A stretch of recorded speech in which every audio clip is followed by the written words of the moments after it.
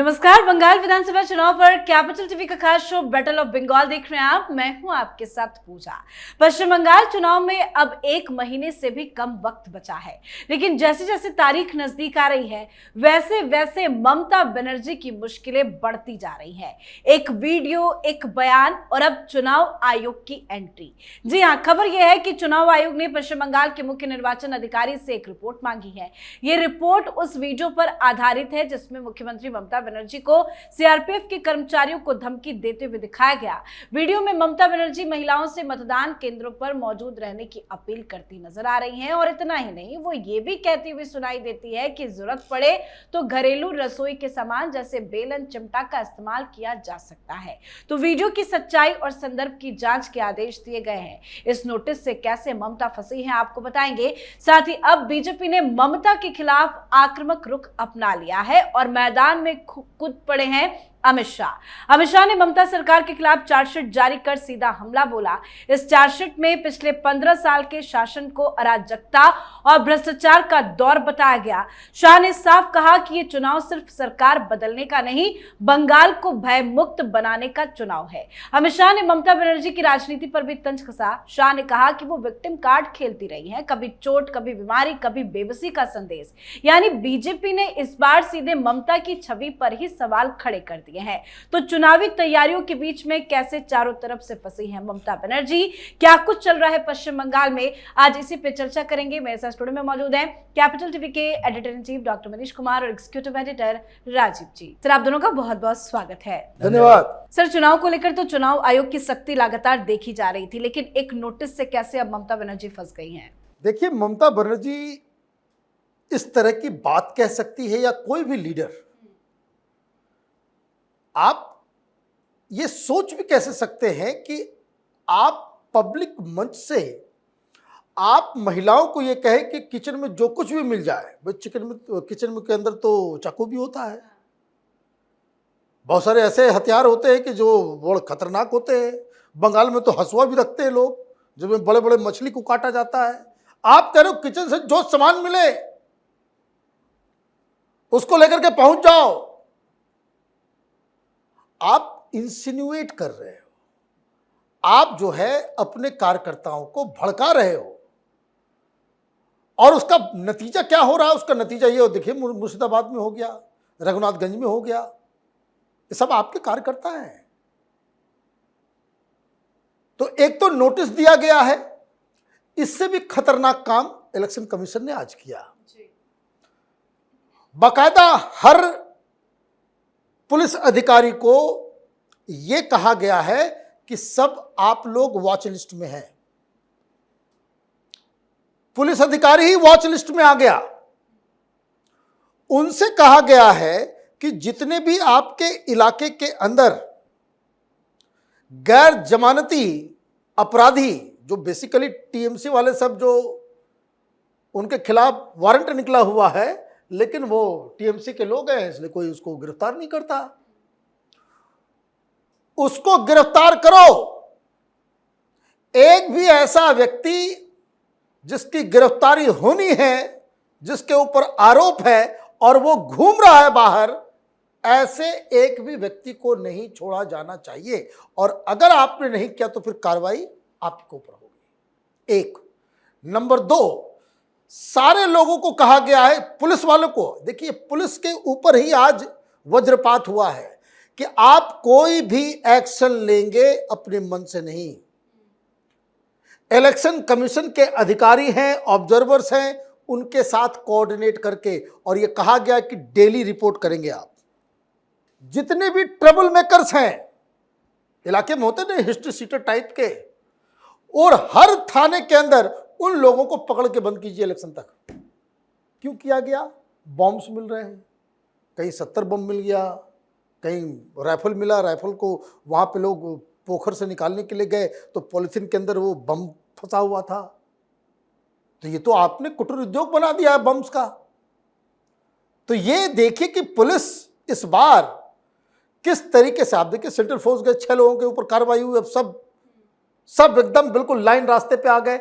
और पुलिस को भी बाकायदा हिदायत दी गई है कि गड़बड़ किए नहीं कि नौकरी जाएगी। तो ये मुझे लगता है कि एक साफ सुथरा चुनाव इस बार कराने के लिए इलेक्शन कमीशन भी डिटरमाइंड है। बिल्कुल, लेकिन जिस तरह से नोटिस जारी हुआ है चुनाव के बीच में, क्या आने वाले वक्त में ममता बनर्जी का चुनाव प्रचार करना और मुश्किल होता हुआ दिखाई दे रहा है? देखिए, जिस तरीके के नोटिस दिए गए हैं और इससे परेशानी अगर नहीं होती तो ममता बनर्जी की पार्टी के लोग परेशान नहीं होते, सफाई देते नहीं फिरते। उनको तो लगता चलो नोटिस आया है, उसके बाद हम लोग स्वतंत्र हैं, इसी तरीके की बातें करते रहेंगे, लोगों को प्रवोक करते रहेंगे।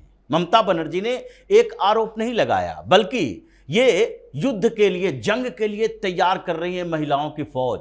ये टीएमसी के लोगों को कह रहे हैं कि देखो, सेंट्रल फोर्स के जवान ये बीजेपी के एजेंट हैं, इसके खिलाफ अभियान चला दो, इसके ऊपर हमले करो। क्योंकि पहले तो ये चुनाव आयोग को टारगेट कर रही थी, इनको लगने लगा चुनाव आयोग ये दूसरी गतिविधियों में शामिल है और सेंट्रल फोर्स ग्राउंड में काम कर रही है। तो सेंट्रल फोर्स के अधिकारी अगर ग्राउंड में टाइट सिक्योरिटी रखेंगे तो फिर हमारे छापा खाना खत्म नहीं होगा। ये तो फिर हम लोग वो कर ही नहीं पाएंगे जो पिछले चुनावों में कर रहे थे। इसलिए अब सेंट्रल फोर्स के अधिकारियों के ऊपर इन्होंने इनडायरेक्ट बातें सब कही, लेकिन कहने का मतलब इनका यही था, सीधे तौर पर भारतीय जनता पार्टी का एजेंट बता दिया और कहा कि देखो हमारे पास कुछ खबरें आई है, हमें जानकारी मिली है, फोटोज आए हैं, वीडियो हमारे पास आए हैं कि भारतीय जनता पार्टी के कैंडिडेट के रैली में सेंट्रल फोर्स के अधिकारी भाजपा के झंडे लेकर चल रहे थे। अब ये आरोप जो हैं ये ममता बनर्जी के खिलाफ हैं और ये पैरामिलिट्री के अधिकारी भी उनके खिलाफ आरोप लगाने के लिए बैठे हुए हैं। ये चुनाव आयोग में जब मनोज अग्रवाल को कहा गया है कि पूरे फुटेज, क्योंकि टीएमसी का कहना है कि नहीं पूरे कॉन्टेक्स्ट को नहीं समझा गया, जब पूरे कॉन्टेक्स्ट को समझा जाएगा तब तो और बड़ी कार्रवाई होगी ममता बनर्जी के खिलाफ। उन्हें पेश होना पड़ेगा, उन्हें माफी मांगनी पड़ेगी, नहीं तो आगे 2-3 दिन के लिए, ज्यादा ऐसा नहीं होता कि इसमें पूरे चुनाव प्रचार के लिए खत्म कर दिया जाएगा।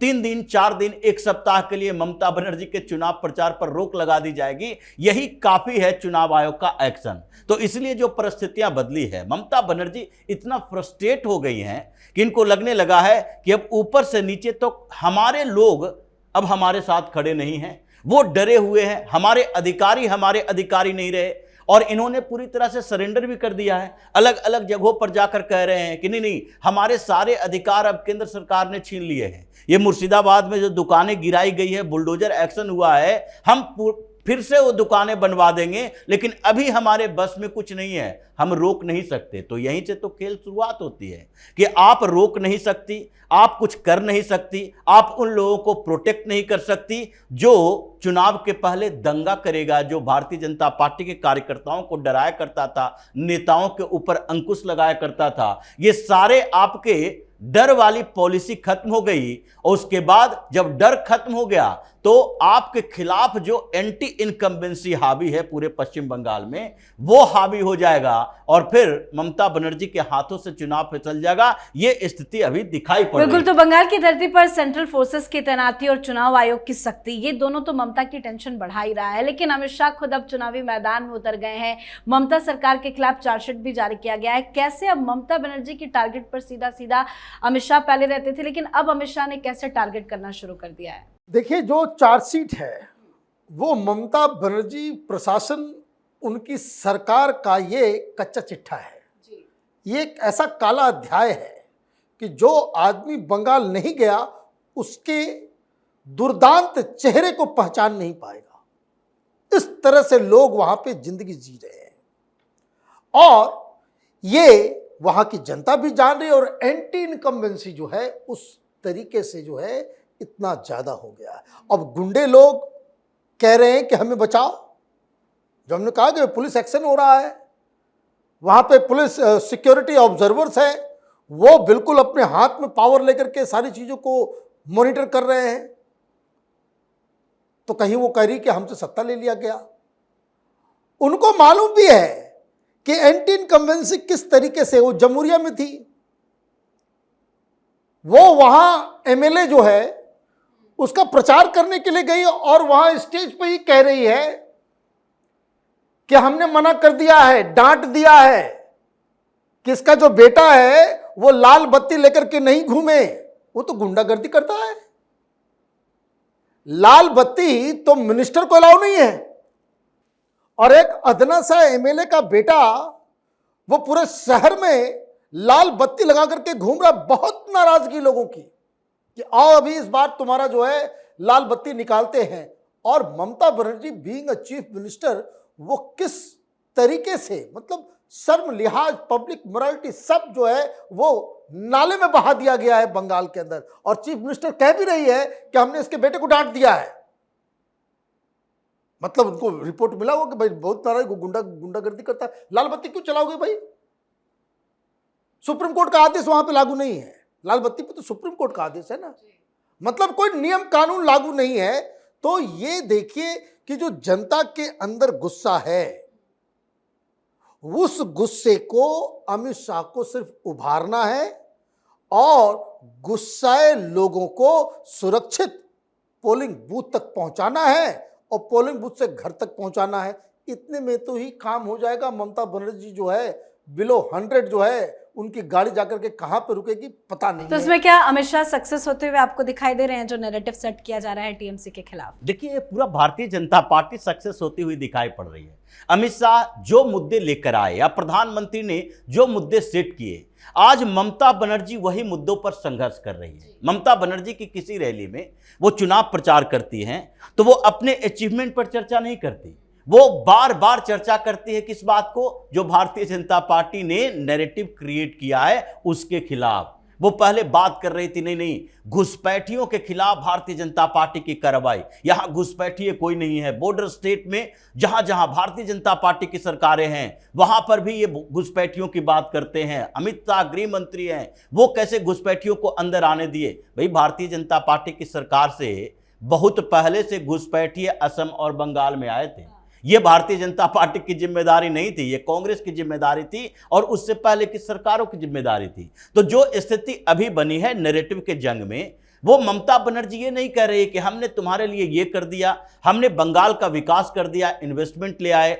हम इतने लाभकारी योजनाएं चला रहे हैं, वेलफेयर स्टेट चला रहे हैं। अब तो वो भूल गई है कि यूथ पेंशन क्या है, युवा बेरोजगारों को क्या दिया जाएगा, लक्ष्मी भंडार योजना क्या है। अब हर जगह पर पहले घुसपैठियों की बात कर रही थी और जब से ये बुलडोजर की बात हुई है, चार्जशीट की बात हुई है, ये इनकाउंटर की बात हुई है, अब हर जगह डराती फिर रही है। पुरुलिया में जाकर कह रही है देखो भाई अगर हमारी सरकार नहीं आई तो फिर तुम्हारे घरों पर बुलडोजर चलेगा। मतलब आप वही बात कर रहे हो जो भारतीय जनता पार्टी करना चाहती है। आप किसे डराओगे? भारतीय जनता पार्टी की सरकार आने का मतलब है कि वहां के हिंदू इस बात के डर के साए में नहीं रहेंगे कि अब वो आएगी तो हमारे ही लोगों के खिलाफ कार्रवाई होगी। जैसे जितने भी स्टेट हैं भारतीय जनता पार्टी शासित, उन जगहों से खबरें आती है, बंगाल के लोग भी ये जानते हैं यूपी में किसके खिलाफ एक्शन हो रहा है, बिहार में किसके खिलाफ एक्शन हो रहा है। तो अभी ममता बनर्जी उस ट्रैप में फंस गई है कि अगर हम इसका जवाब नहीं देते